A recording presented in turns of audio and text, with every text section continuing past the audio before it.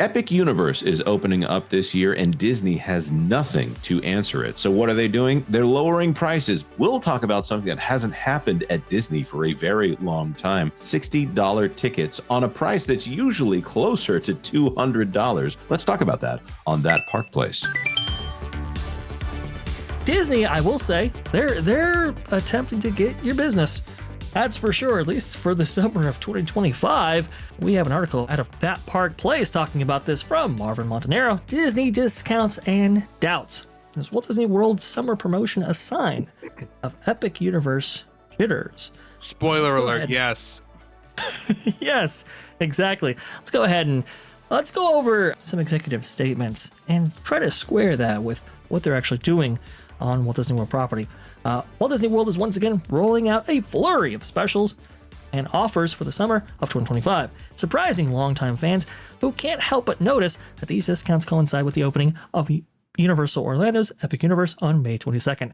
In the past, Disney has dismissed any notion that it might be worried or about competition from Universal, with CEO Bob Iger previously stating at the Moffett-Nathanson Media and Communications Summit that expansions by Universal, quote, bring more visitors to Orlando and are, quote, not something that should be distracting or anxiety provoking. Oh, nothing says really? calm, cool, and collected like throwing massive discounts and free food at your expensive restaurants at people. You know, they're clearly just going with the flow, man. They're like Big Lebowski level laid back at this point. Exactly. Well, and here's the thing. They went even further and said, no. Universal, see, they're playing catch up, you see. A Disney spokesperson even characterized Universal's forthcoming park as, quote, playing catch up on a decade of nonstop development at Walt Disney World. Nonstop development. Well, that's news to my ears here. Vash, maybe they were playing catch up, and that is definitely possible. They're playing catch up, but the thing is, when you're playing catch up, eventually you catch up and then you pass. Yeah, Disney hasn't been playing catch up at all, and nonstop development is actually a correct statement, because how many years did it take to get just the off-the-shelf Tron coaster from China to the U.S.? That's a fair point. 7 years. And I'm telling you, you can look at boards for a long time, for 4 or 5 years, if you're redeveloping Epcot into IP Central. You didn't, like I said, we keep pointing out the fact that, Disney likes to spread out their expenditures, and that's what they do. You're getting nothing. This $60 billion is not going to be spent in a way that you're going to get anything out of it. There's nothing on the horizon. This monster door coaster idea has been in play for dang near 12 to 15 years, as far as I can remember. I've seen the layout originally of what this was supposed to look like. If it looks anything like that, all that's going to tell me is they're taking things from the past that real engineers designed and putting them in place. And they're going to have, very generic looking things produced that will fall apart very quickly. Anything that's new, notice how quickly it falls apart, whether it be Disneyland, pieces of the bridge of Toy Sokyo, I don't know what it's called. San Francisco. San Francisco. Yeah, all I knew is soy was in there for sure. But I'm just saying is that, that was falling apart right away. You have anything that they've been doing recently deteriorating. Look at, after they refurb and remake the Jungle Cruise of Garbage Time, that whole thing started to crumble and fall apart. So there is no attention to detail. There's no pride in workmanship. There's zero creativity. And I think Marvin just wrote an article talking about the absence of creativity and everything. Yeah. It was a great headline. So about, because they removed the AI artwork from the Haunted Mansion gift shop and make the point that just there's no creativity anymore. There's no imagination in Imagineering. No, and I think you pointed out just a few moments ago that they put up a shed building that you could get off the shelf and put in your own backyard. Yes, a prefabricated shed that you would find on some ranch somewhere is what we got.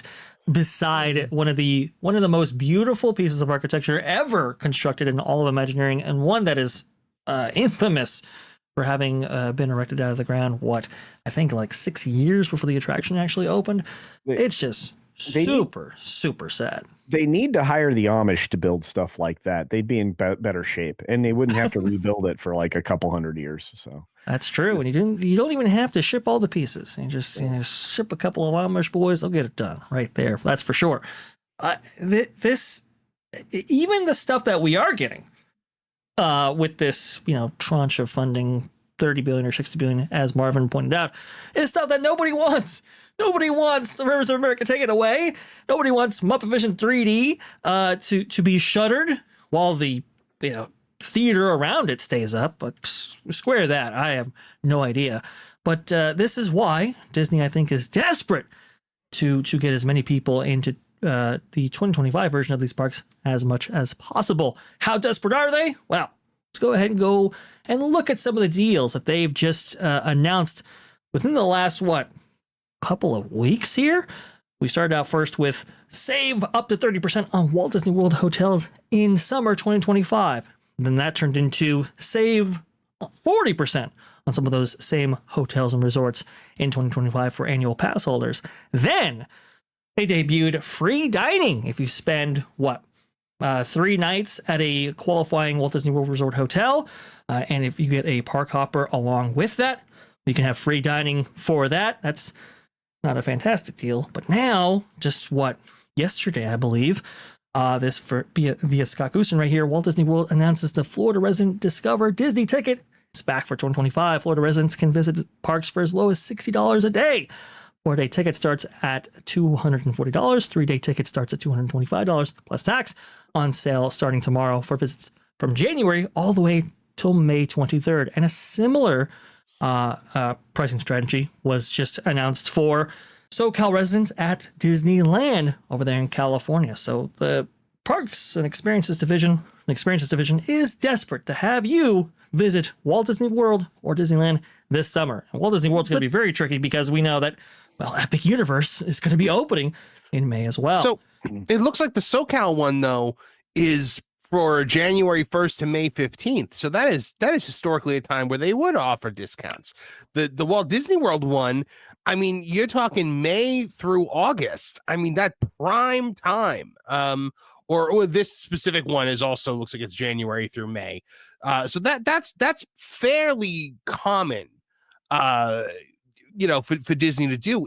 But the things that make me scratch my head are the ones that are going on in the summer.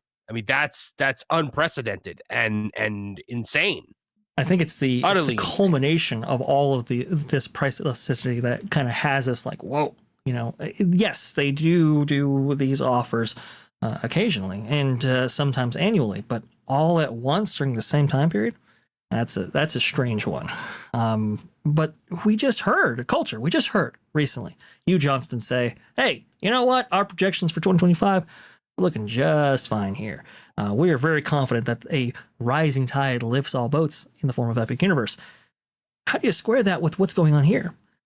I don't. I think Disney knows they're in a giant hole, and I think Hugh Johnston is covering. I think anybody that works inside of the financial industry like he did for all those years, and many other people that are at Disney now are all from the financial sector, all of a sudden are recognizing that the trend for Disney is down. And the trend for Disney World, specifically the cash cow of the company, is down. Trending park attendance has been bad. This is only going to exacerbate that, using another big word like tranche. Well done. But that was you. But no, I do believe that I do believe that it is a troubling trend for anybody that's tied to the Disney company, especially investors, because as this summer will prove, when you add new things and you aren't trying to sell old things over and over and over again, you attract more interest, because consumer interest for Epic, and the fact that you're going to need, and this is the only thing I've seen that's tricky about what Universal's doing, you're going to need to stay there for 3 days and get 3-day tickets in order to get into, Epic Universe. I think, first of all, that's brilliant. It actually, it kind of forced guests into spending at least half their week, if not deciding just to spend their whole week of vacation at Universal. They'll also recognize, and believe me, Disney regular Disney guests who switch to Universal are going to freak out at how little it costs in comparison. Recently, they tried to sell the idea through one of the news magazines that $25,000 was a reasonable price to pay for a Disney vacation for a week. I don't think the average consumer believes that's true, but I do believe that the pixie dusters are going to realize rather quickly they've been sold a bill of goods for the last 12 to 15 years, because that's how far behind Disney is in development. Whereas you're going to get nonstop development at Epic Universe. They're not stopping. We're seeing phase 1, phase 2's on its way. So, and I can't wait for Marvin to ever report on that, to be fair. So, yeah. By the time that Disney responds with what they've announced at D23, I think very much so that Universal will be in its phase 1, phase 2 completion by that point. I mean, that's going to be how fast Universal works, and just think about how much of a gravitational shift there will be towards Epic Universe with all that time. I mean, it's just going to be absolutely astounding. And on the cost notion that you brought up there, Culture, it's interesting because we just recently saw some polling actually come out suggesting that families were going into debt for Disney and how many of them regretted actually going into debt. And we saw the worst quarter for the experiences division in over 2 years. So people are figuring this out. They're figuring it out fast. Thanks for watching That Park Plays News. For more information, consider checking out www.thatparkplace.com.